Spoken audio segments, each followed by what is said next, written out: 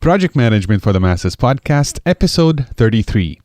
My post-vacation blues and how to start being productive again after taking some time off.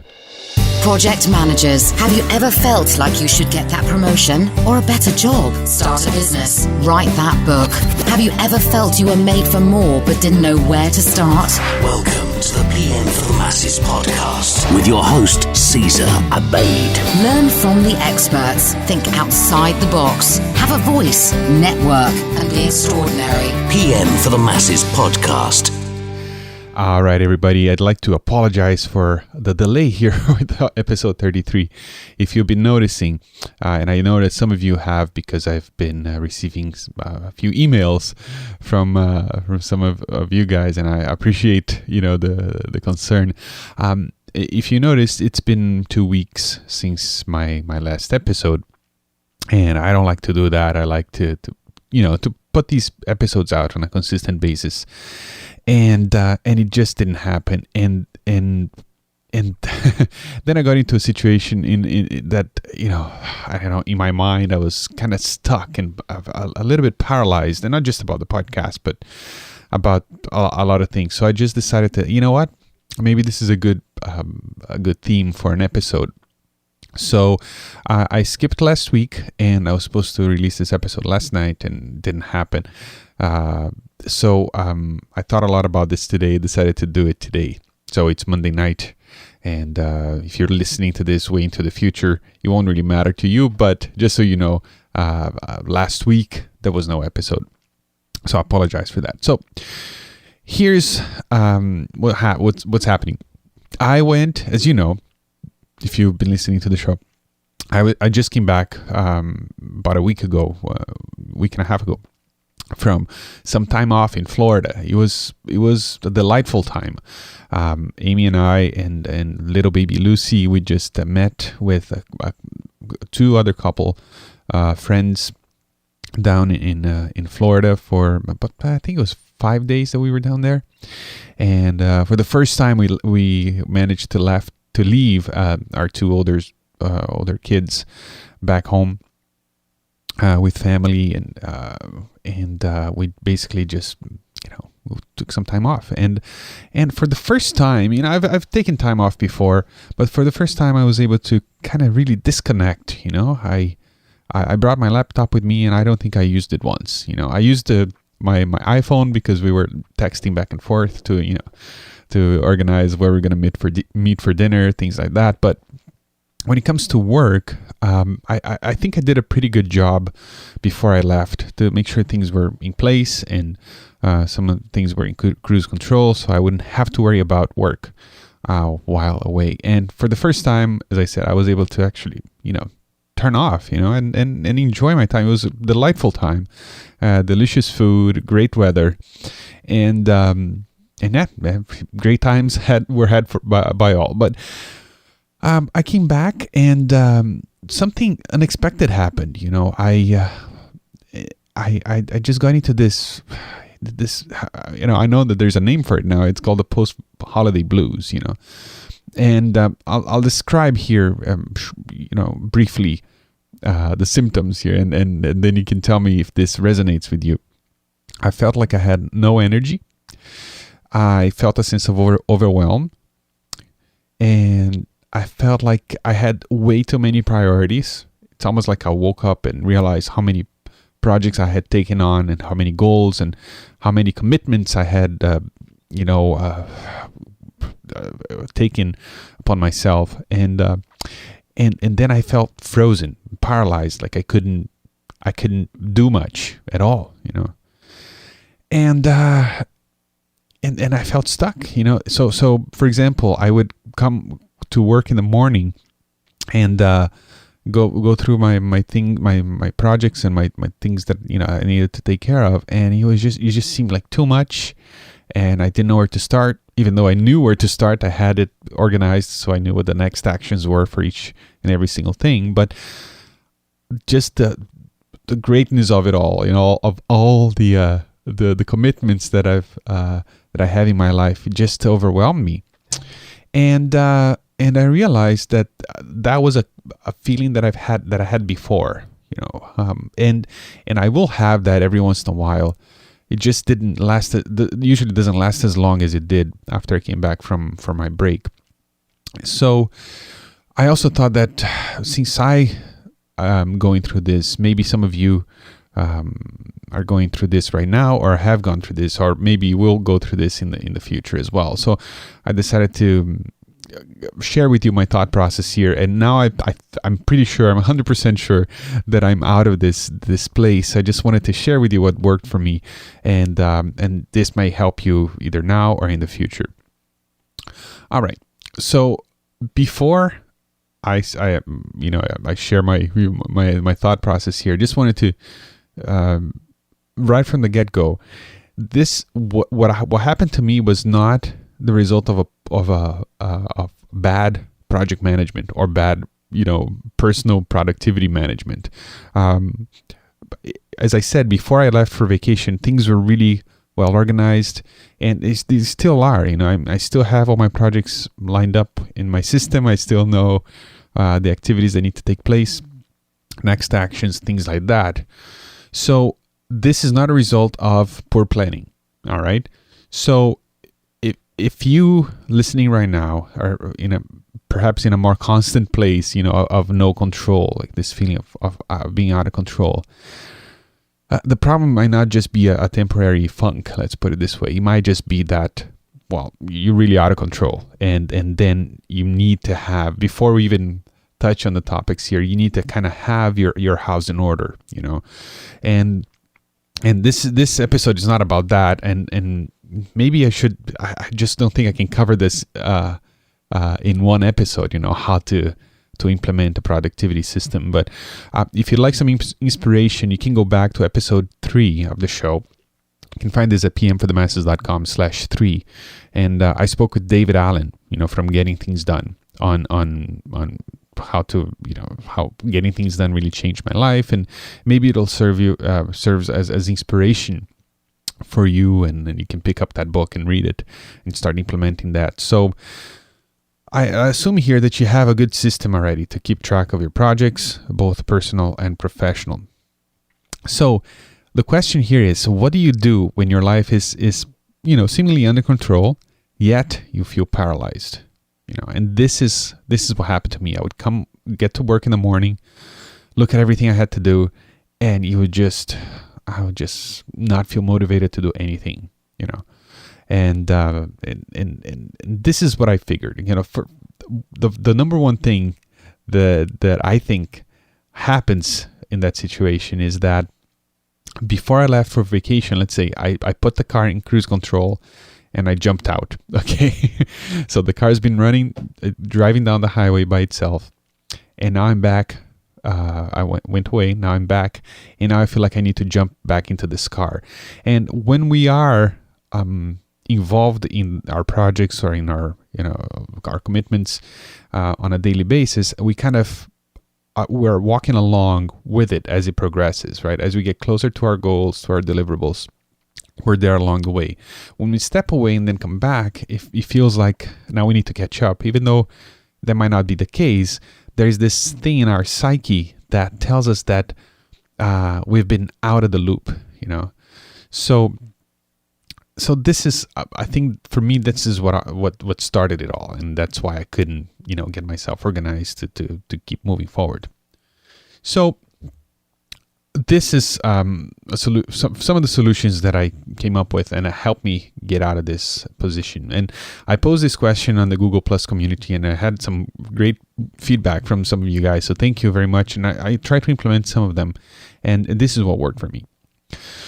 First of all, you need to sit down and maybe sit down with a cup of coffee. And I did this not at my desk. I just sat in a big comfy chair with, I have it on my iPad. I have a list of all my projects, and I just did a review, from both work and personal things. So just review everything, all the commitments that I have in my life. And this is when really, if you have a nice productivity system, this is going to work wonders for you because you have it all there. So in my case, I have OmniFocus that is synchronized between my that's my laptop, my iPad, and my iPhone. So I always have access to these things.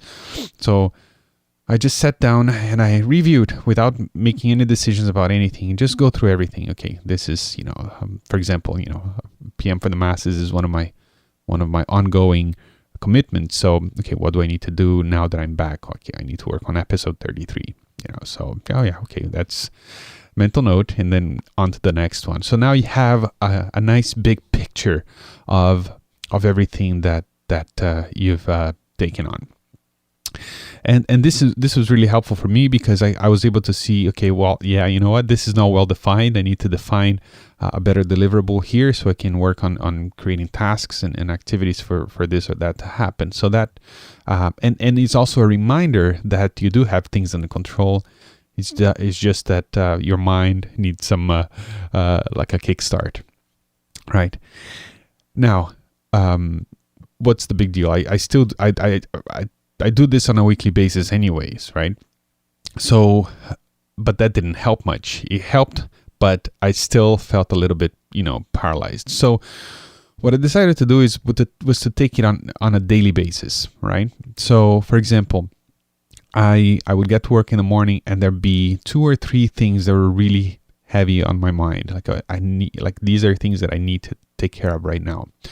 For example, right now I made a commitment to speak at the PMI symposium here in our chapter, and I know that this is it's one of those hard landscape deliverables. Like it has to happen on that day at that time. So that creates stress for me, especially if coming back from vacation and so this is something I need to attend to. I need to prepare. I need to rehearse. I need to get it together for this thing. So this is one thing that would be on my mind. Another thing, for example, would be PM for the Masses. I'm not mentioning anything particular about my work, but just things that that I'm involved with. So let's say I get to work in the morning and PM for the Masses is on my mind. I need to put out that episode, right? So I decided to do it on a daily basis. And instead of looking at all my projects, right, at all my commitments on a daily basis, I would just do a little bit of a brain dump in the morning, right? So I would just pick and choose maybe 2 or 3 of these things that were being, stressing me out. And I would just write them down. And the tool that I chose to use was a mind map. So I would just do a daily mind map as soon as I get to the office of these things that were really on my mind that I needed to attend to. And if you're not familiar with mind maps, mind mapping is a wonderful tool that for people who are visual learners, I think a lot of us are. It's basically a way to brainstorm ideas and connect them using bubbles, and it's very visual.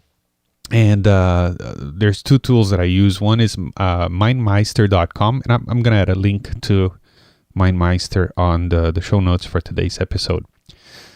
And another tool that I have is called Mind Manager by a company called MindJet. It's fantastic, very powerful tool. In fact, you can even do project management using this because there is a way to create task lists, and you can create Gantt charts. It's really powerful. And so you can either use MindMeister online, it's a web-based tool, or this desktop application called Mind Manager.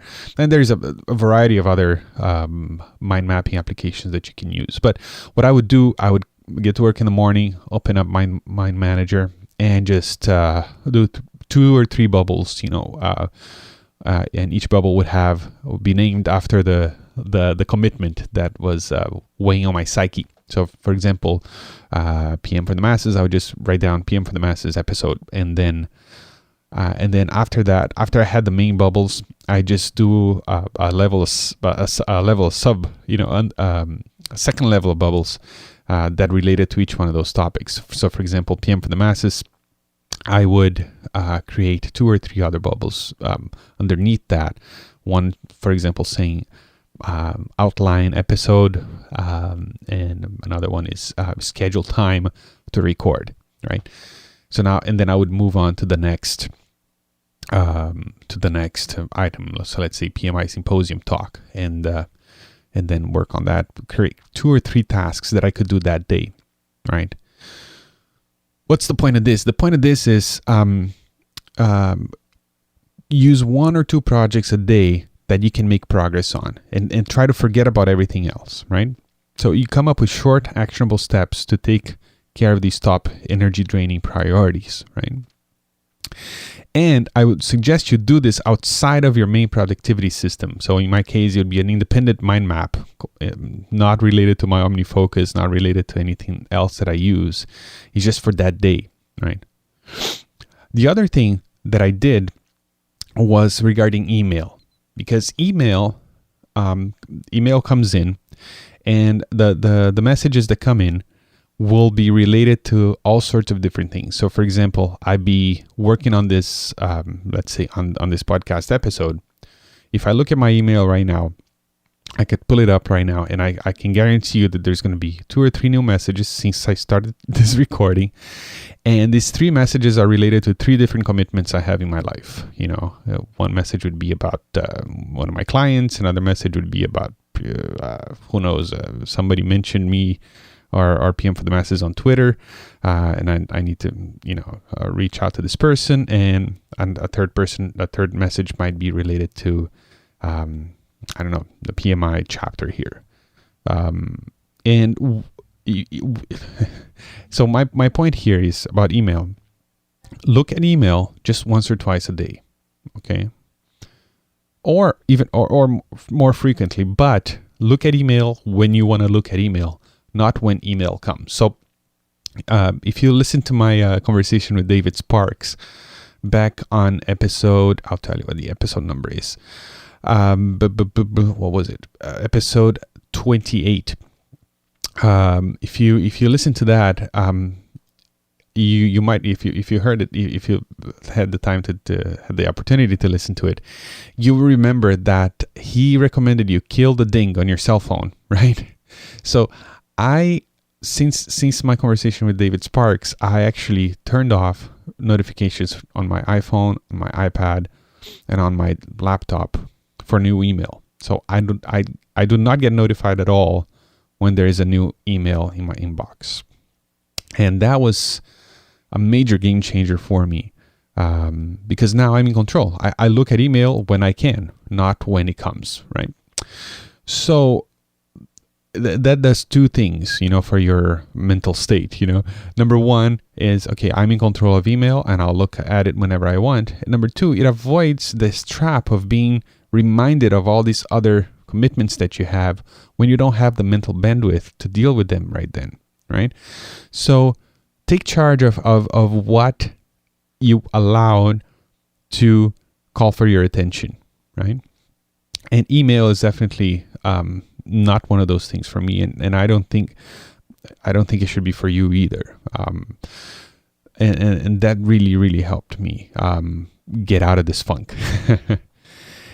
And the other thing that I did that really helped me here was to allow myself to drift off here and there. Because when you are in a state of paralysis and your state of stress, I believe that you need some way to release that stress. And it could be different things for different people. Some people like to go for walks. Other people like to play a game. I like to just, go on social media, talk to my friends, and look at funny things on the web, funny videos and things like that. So allow yourself to go there, because that helps as well. That really helped me. And one thing that I've been using, I don't know that I've talked about this on the podcast before. Maybe I haven't. It's one thing called the Pomodoro technique, and some of you might be familiar with it. Pomodoro technique is something very simple that really helps me, especially when I need structure and I need to kind of get back into my groove. And the Pomodoro technique is a very simple thing. Basically, you set up a timer, and a timer. I think the recommended is 25 minutes and 5 minutes. So you set up a timer for 25 minutes, and then a timer for 5 minutes.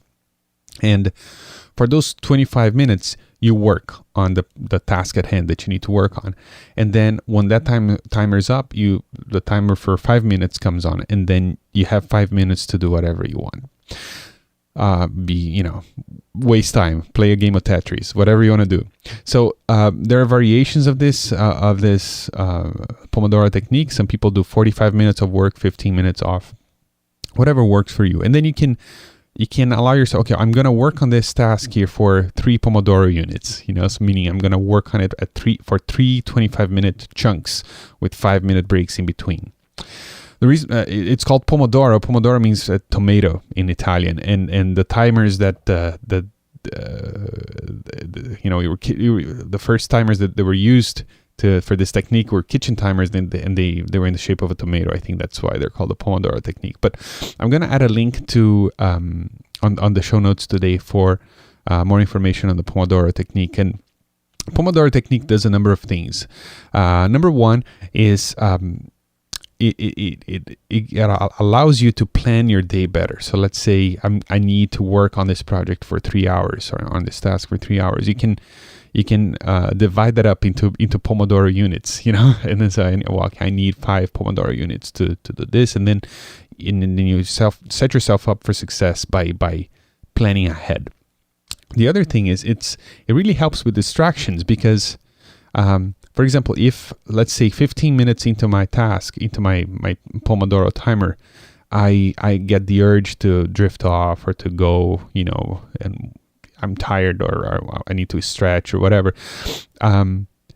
If, let's say, I'm 15 minutes into my 25-minute timer, I know that, if I just push through for another 10 minutes, I will get 5 minutes to myself. So it really helps with distractions, because you just know that you're going to have your reward, very soon. So you just go through with the task at hand, and you're able to focus more. And this really helped me. In conjunction with the Pomodoro technique, the other thing that I use is, and I think I talked about this before here, it's an application that you can get for free online called Focus at Will. And Focus at Will, and again, I'm going to add a link to this as well in the show notes for today's show. Focus at Will is a web application that you go in there and you press play, and it plays music. Okay, different styles. You can choose kind of contemporary or classical or piano or different things, ambient sounds, things like that. And these are there's a science behind this. This is scientifically proven to help you focus on whatever it is that you're doing.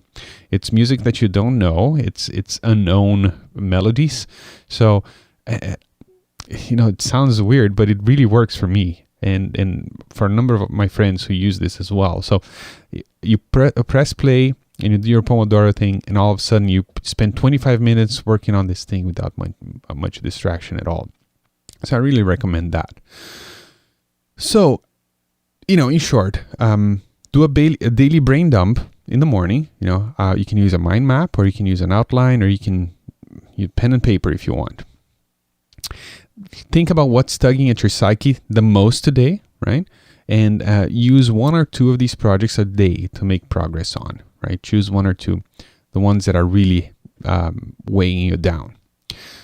Come up with short, actionable steps to take care of these top energy draining priorities.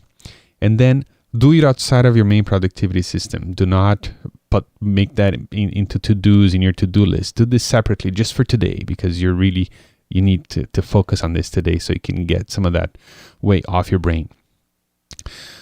Look at email just once or twice a day. Kill the ding. Don't let email interrupt you, right? And allow yourself to drift off here and there. And you can use the Pomodoro technique in conjunction with something like Focus at Will.